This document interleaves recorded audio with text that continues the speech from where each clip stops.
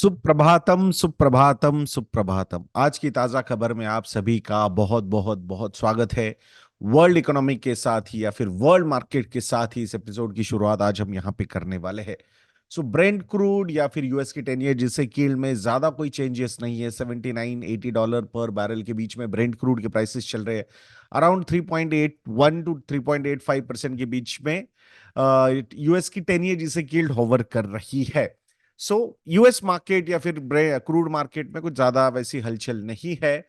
But there are some forecast which are coming for Chinese GDP.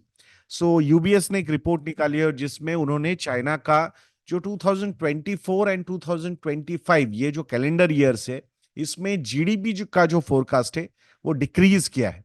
अगर 2024 के बारे में बात करेंगे तो from 4.9% to they have decrease it down to 4.6%।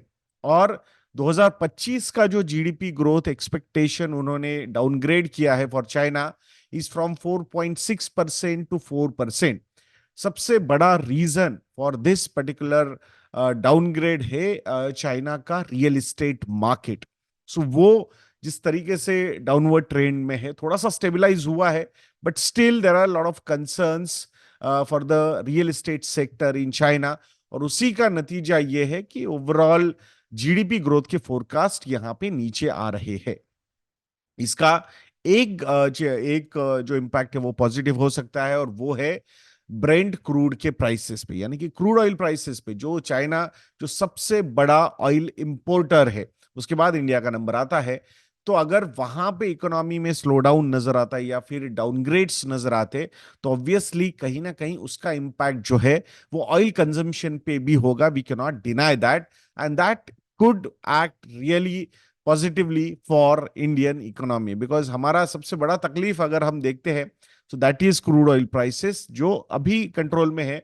$80 पर बैरल के नीचे के प्राइसेस हमारे लिए काफी अच्छे हैं। ये और ज्यादा नीचे अगर आएंगे तो that is going to be an interesting thing to watch.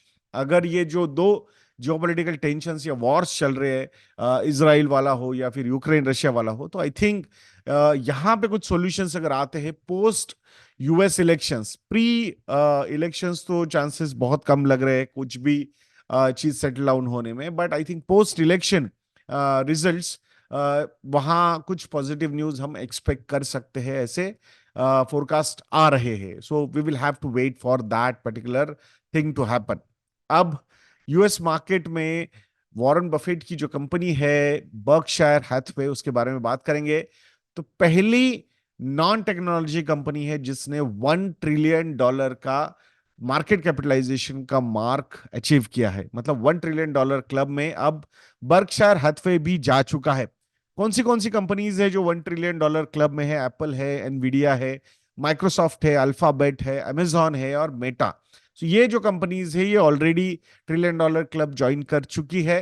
तो ये पहली नॉन टेक्नोलॉजी ट्रेडिशनल इंडस्ट्री से आने वाली ये कंपनी। वैसे Berkshire Hathaway is known for the कि मिस्टर वॉरेन बफेट ने कैसे इन्वेस्टमेंट्स किए, बट अगर सबसे ज्यादा अगर कहीं से उनको जो फ्लोट मिलता है for investment, that is insurance business. Rail road में भी इनकी इन्वेस्टमेंट्स है, रिटेल में भी है, एनर्जी में भी है, और बाकी बहुत सारे, मतलब एप्पल जैसे कंपनी में भी उन्होंने इन्वेस्टमेंट्स किए हुए हैं। दो कुछ डाउन साइजिंग वहां पे हुई है। I think yesterday there was a news that Bank of America के भी ऑलमोस्ट $900 मिलियन के कुछ शेयर्स जो है वो बर्कशायर हैथवे ने सेल किए हैं। सो आई थिंक सारी चीजें है, बट एक ट्रेडिशनल इंडस्ट्री, एक इन्वेस्टिंग इंडस्ट्री, इंश्योरेंस इंडस्ट्री से $1 ट्रिलियन मार्क अचीव करने वाली ये पहली कंपनी है। So that's interesting thing. 2024 में 30% के रिटर्न्स वाईटीडी अब तक ये कंपनी दे चुकी है। तो S&P 500 इस इंडेक्स को काफी अच्छी तरीके से इसने आउट परफॉर्म भी यहाँ पे किया है। वैसे रिसेंट पास्ट में हमने देखा है कि बर्कशायर हैथवे या फिर वॉरेन बफेट ज्यादा चर्चा में है कि वो उनकी जो कैश लेवल है, उनके बैलेंस शीट पे जो कैश है वो बहुत ज्यादा है। So is he becoming more and more conservative? That's what a lot of people are trying to analyze. So I think only time will tell who is right and who is wrong. But traditional investment approach use करके भी $1 trillion का mark achieve करना is really a thing to look forward, no doubt about that. And the best part about Mr Warren Buffett is कि जैसे बड़े मतलब investing styles होते हैं, बट इवन रिटेल इन्वेस्टर को भी उनकी जो फिलोसॉफीज है ना, वो बहुत ज्यादा एप्लीकेबल हो जाती है। And that's the beauty about this particular person. He has taken over Berkshire Hathaway I think in 1960s, और वहां से लेके अब तक एक कंसिस्टेंट परफॉर्मेंस यहाँ मिस्टर वॉरेन बफेट दिखा रहे हैं। 94th बर्थडे जल्द ही आने वाला है मिस्टर बफेट का, उसके पहले ये मार्क इस कंपनी ने अचीव किया है। So I think this is a phenomenal thing to witness. अब यूएस के लेबर मार्केट के बारे में बात करेंगे। थोड़ा सा अनइवन या मतलब नॉट सो क्लियर इंडिकेशंस आ रहे हैं। अलग अलग स्टेक होल्डर्स जो है या फिर जो एनालिस्ट है उनकी तरफ से, कहीं लग रहा है कि भाई लेबर मार्केट सॉफ्टन हो रहा है, कहीं लग रहा है कि नहीं नहीं अभी तक क्लियर इंडिकेशंस नहीं आ रहे। कोई बोल रहा है 25 बेसिस पॉइंट्स के 2 रेट कट होंगे, कोई बोल रहा है 50 बेसिस पॉइंट्स के 2 रेट कट होंगे। 2025 के अभी तक सिनारियो कैसा होगा ज्यादा प्रेडिक्शंस नहीं आ रहे। जेपी मॉर्गन बोल रहा है कि uncertainty over softer labour market argues for faster Fed cuts. अब देखते हैं आई थिंक कितना फास्ट होता है या कितना स्लो होता है, ये तो आने वाला समय ही हमें बताएगा। बट रेट कट होने वाला है ये पक्का लग रहा है। जहां पे पॉलिसी रेट्स 5.25% टू 5.5% के बीच में है यूएस के, वहां पे यूएस की 10 ईयर जिसे yield is trading at around 3.81 या 3.84%। इट शोज दैट कि markets have discounted good amount of rate cuts in US economy. So अब एग्जैक्टली कब होता है, I think let's wait for some few more days. ऐसा लगता है कि नेक्स्ट मंथ में हमें वो पता चल ही जाएगा। अब इंडियन इकोनॉमी के बारे में बात करेंगे, जिसमें फिनटेक सेक्टर के बारे में बात करेंगे। सो आरबीआई ने फेस ये जो सेल्फ रेगुलेटरी ऑर्गेनाइजेशन है फिनटेक सेक्टर के लिए, तो इसको रिकॉग्नाइज किया है। सो और ये इसका फेस का लॉन्ग फॉर्म क्या है, fintech association for consumer empowerment. So rather than RBI intervening in this, उन्होंने बोला है कि आपको एक सेल्फ रेगुलेटरी ऑर्गेनाइजेशन होनी चाहिए आपकी, और वहां से मतलब आपने ये सारी चीजें मैनेज करनी चाहिए। अभी रिकग्नाइज किया है, आगे जाके और भी स्टेप्स उनको वहां पे लेने होंगे। मुंबई में एक ग्लोबल फिनटेक फेस्टिवल चल रहा है। सो उस फेस्टिवल में मिस्टर शक्तिकांता दास जी ने एक मतलब एक स्पीच भी दी। तो उसका कुछ एक 5 पॉइंट एजेंडा है, उन्होंने इंडिया के फाइनेंशियल फ्यूचर के लिए रखा है, उसके बारे में थोड़ा सा बात करेंगे। सो पहला उन्होंने उसमें एजेंडा 5 पॉइंट एजेंडा में फर्स्ट पॉइंट है फाइनेंशियल इंक्लूजन। सो 53.9 करोड़ जो मतलब सॉरी जो इंडेक्स है फाइनेंशियल इंक्लूजन इंडेक्स इंडिया का, वो 53.9 था इन 2021, and now it has become 64.2। So financial inclusion is increasing, that is interesting. Total number of Jan Dhan योजना अकाउंट्स जो ओपन हुए हैं वो 53 करोड़ बैंक अकाउंट्स यहां पे ओपन हुए हैं, और जिसका major focus rural and semi urban areas पे रहा है। सो मेजर एम्फेसिस किस पे है कि टेक्नोलॉजिकल यूसेज करके फाइनेंशियल नीड्स जो है, जो अंडर सर्व्ड रीजन्स है, वहां पे ज्यादा से ज्यादा सर्विंग होनी चाहिए, और उनको उनका फाइनेंशियल इंक्लूजन होना चाहिए। आई think that is very important for overall growth. तो आई थिंक उस पर काफी अच्छा फोकस रहा है। डिजिटल पब्लिक इंफ्रास्ट्रक्चर के बारे में अगर हम, उन्होंने दूसरा पॉइंट रखा है कि इसको एनहांस करना पड़ेगा, because it is very crucial for integrating advance technologies into India's financial system. So इसके लिए जैसे अभी हमने यूपीआई देखा है, तो वैसे आरबीआई ने एक यूनिक लेंडिंग इंटरफेस भी फुल फेज में लॉन्च करने का उन्होंने प्लान किया हुआ है।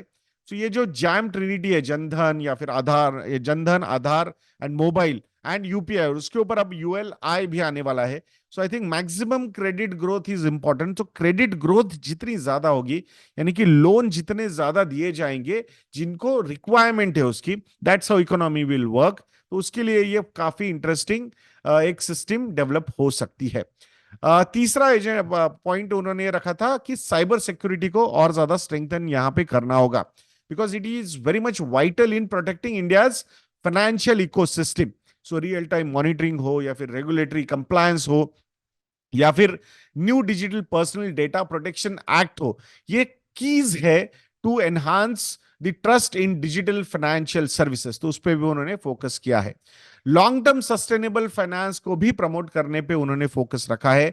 सो उन्होंने ये कहा भी है कि RBI is focusing on sustainable finance through initiatives like sovereign green bonds या फिर ग्रीन डिपॉजिट्स। सॉवरेन बोलते हैं, आपको लगा होगा सॉवरेन गोल्ड बॉन्ड्स, शायद वो वापस ना आए, but sovereign green bonds and green deposits पे भी यहाँ आरबीआई फोकस कर रही है। So this will give long term sustainable finance in the two the economy.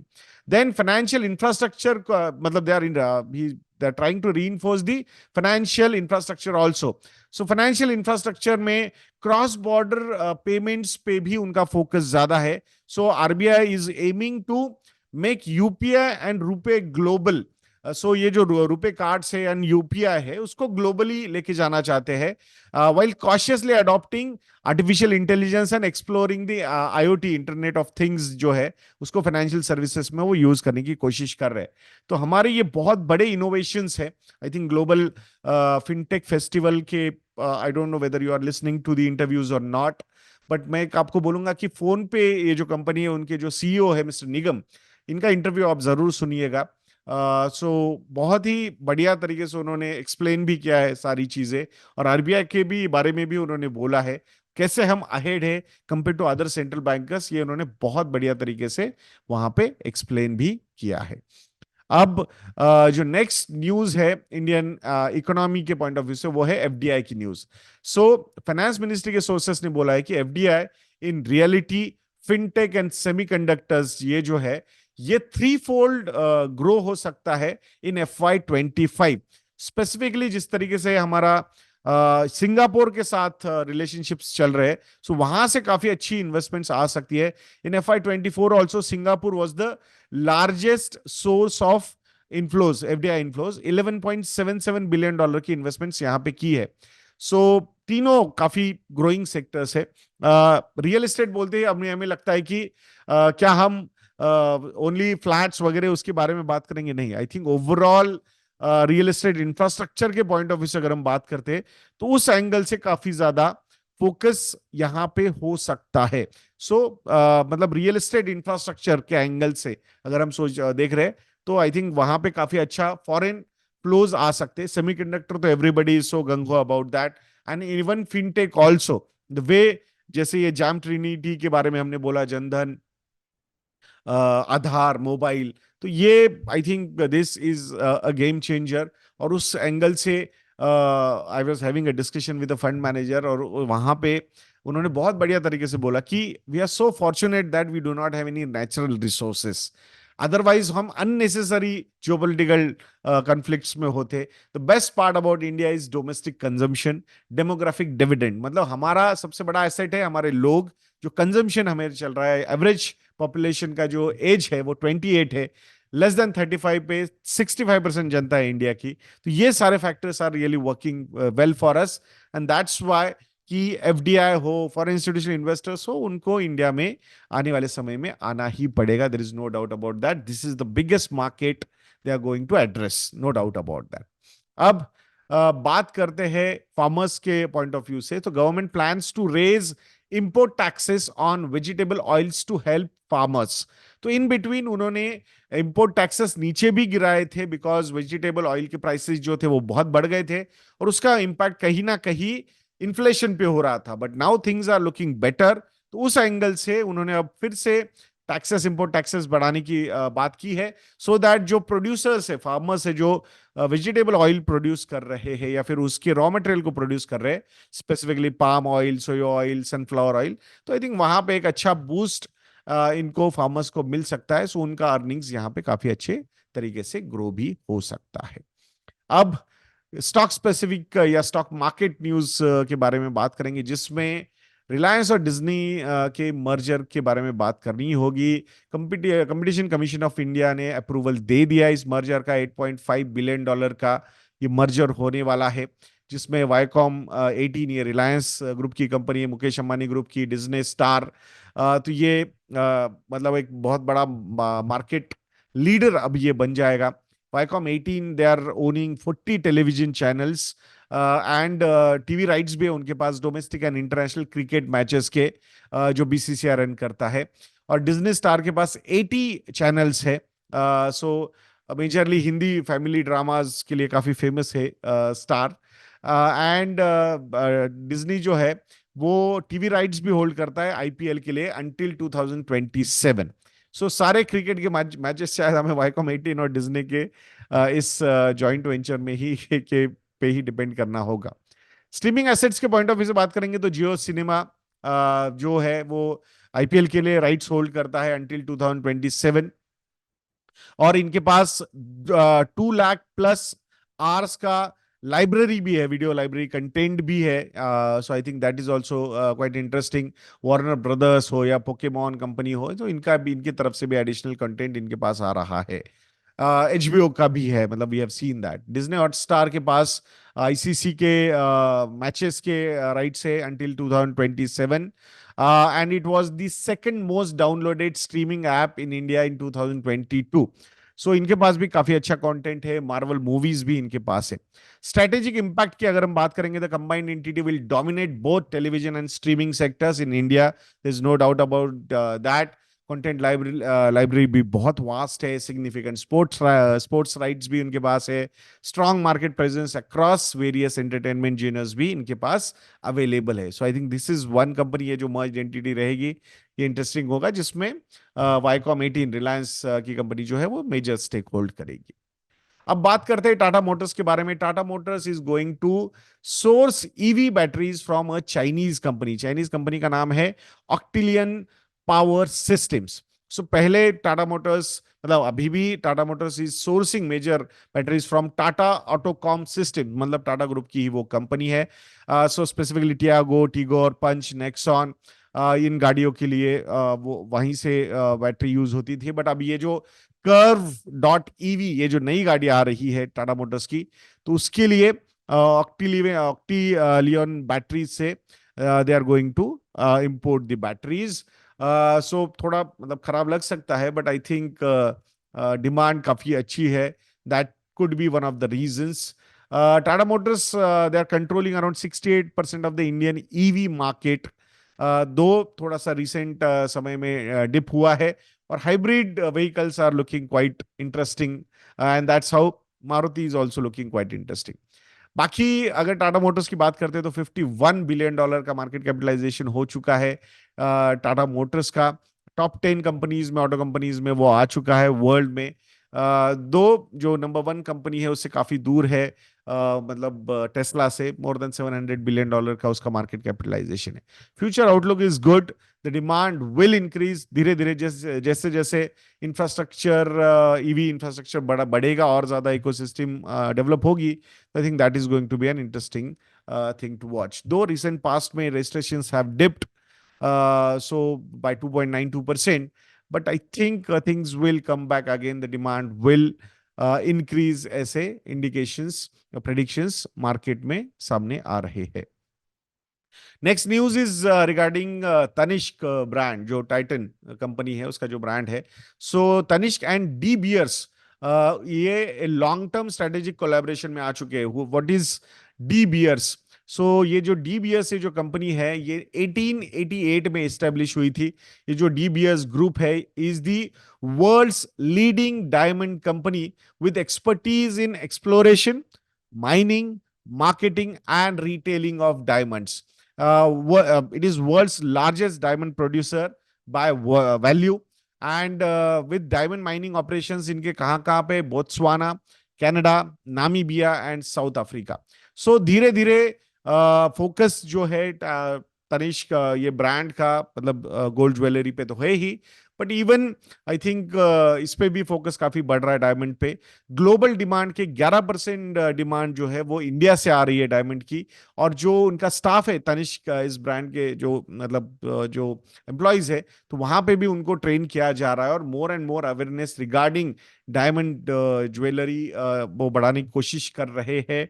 Already disposable income बढ़ रहा है, मिडिल क्लास बढ़ रहा है इंडिया में, तो वो उस पर्टिकुलर चीज की डिमांड भी आने वाले समय में काफी बढ़ सकती है। मैंने पहले भी बोला था कि कंजम्पशन के एंगल से बहुत ही बढ़िया है हमारी इकोनॉमी, और इस पे बहुत ज्यादा फोकस, बहुत सारे ऐसे कोलैबोरेशंस डिफरेंट डिफरेंट सेक्टर्स में हम देखने वाले हैं।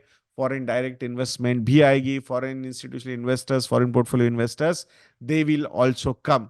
Have patience, stay invested, invest for your long term financial goals. आशा करता हूं दोस्तों कि ये वीडियो भी आपको अच्छा लगा होगा।